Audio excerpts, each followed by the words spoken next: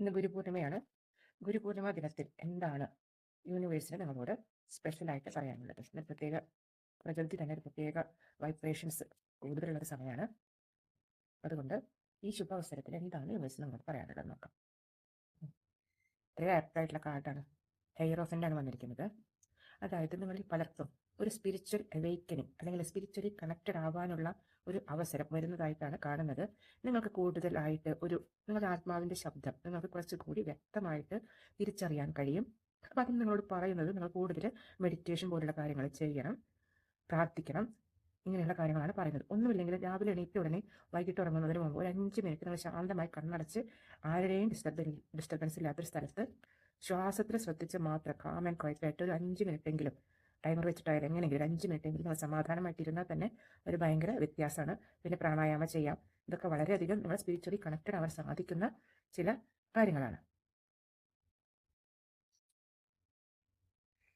Double എനർജിയാണ് വന്നിരിക്കുന്നത്. ടെംപ്റ്റേഷനുകളിൽ നിന്നും അഡിക്ഷനുകളിൽ നിന്നൊക്കെ നിങ്ങൾ മുക്തി നേടേണ്ട സമയമായിട്ടുണ്ട്. ഇതിൽ നിന്നല്ല നിങ്ങൾക്കുള്ള പാത ഇതൊന്നുമല്ല. ഈ തരത്തിലുള്ള അഡിക്ഷൻസ് തരുന്നൊരു സന്തോഷം വളരെ കുറച്ച് നേരത്തേക്ക് മാത്രമാണ്. പക്ഷേ അതുകൊണ്ട് നമ്മളുടെ ജീവിതത്തിൽ ഉണ്ടാവുന്ന നെഗറ്റീവ് ഇഫക്റ്റ് ആണെങ്കിൽ അത് വളരെ കാലം നീണ്ടു നിൽക്കുകയും ചെയ്യും. നമുക്ക് താൽക്കാലികമായി ഉണ്ടാവുന്ന ചില സന്തോഷങ്ങൾ അതിനേക്കാൾ വലിയ ദോഷങ്ങൾ നമുക്ക് ചെയ്തിട്ടാണ് പോകുന്നത്. അപ്പോൾ അതുകൊണ്ട് ഇങ്ങനത്തെ അഡിക്ഷൻസ് ഉണ്ടെങ്കിൽ അതെല്ലാം മാറ്റാൻ ഇപ്പോൾ പറ്റിയ സമയമാണ്. നിങ്ങൾ യൂണിവേഴ്സിനോട് സഹായം അഭ്യർത്ഥിക്കുക. അത് തന്നെത്താനെ ഗ്രാജ്വലി പെട്ടെന്നൊരു ദിവസങ്ങൾ മാറുന്നല്ല ഞാൻ പറയുന്നത്.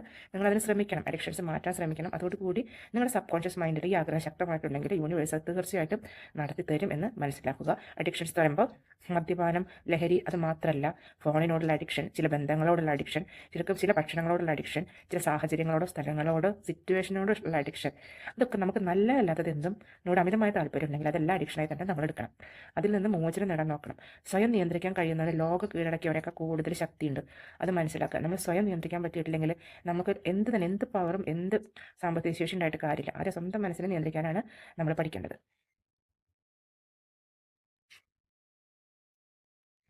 ഫൈനലി എംപ്രസ് കാർഡാണിത്. ഇങ്ങനെയെല്ലാം ചെയ്ത് കഴിയുമ്പോഴത്തേക്ക് നിങ്ങളിലേക്ക് വരുന്നത് അബണ്ടൻസ് ആണ്. എല്ലാ തരത്തിലുള്ള അബണ്ടൻസ്, അറിവ് വരും, സാമ്പത്തികം വരും, സമൃദ്ധി വരും, സമ്പത്ത് വരും, സ്നേഹം വരും, ആരോഗ്യം വരും. ഇതെല്ലാ തരത്തിലുള്ള സമൃദ്ധിയാണ് നിങ്ങൾക്ക് പ്രപഞ്ചം വാഗ്ദാനം ചെയ്യുന്നത്. പക്ഷെ അതിനു മുമ്പ് ഈ വഴി പ്രപഞ്ചം നമ്മളോട് ആവശ്യപ്പെടുന്ന കാര്യങ്ങൾ നമ്മൾ ചെയ്യണം. കുട്ടികളില്ലാത്ത ചിലർക്ക് കുട്ടികളുണ്ടാവാനും, അതായത് വളരെയധികം സാമ്പത്തിക ബുദ്ധിമുട്ടുള്ളവർക്ക് പെട്ടെന്ന് ആ ബുദ്ധിമുട്ടുകൾ മാറാനും ഒക്കെയുള്ള എനർജിയാണ് കിട്ടുന്നത്. ഈ എംപ്രസ് എന്ന് പറഞ്ഞാൽ ഈ ഡെക്കിലെ ഏറ്റവും അബണ്ടൻസ് പ്രോമിസ് ചെയ്യുന്ന ഒരു കാർഡാണ്. അപ്പോൾ എല്ലാവർക്കും ഗുരുപൂർണിമ ആശംസകൾ.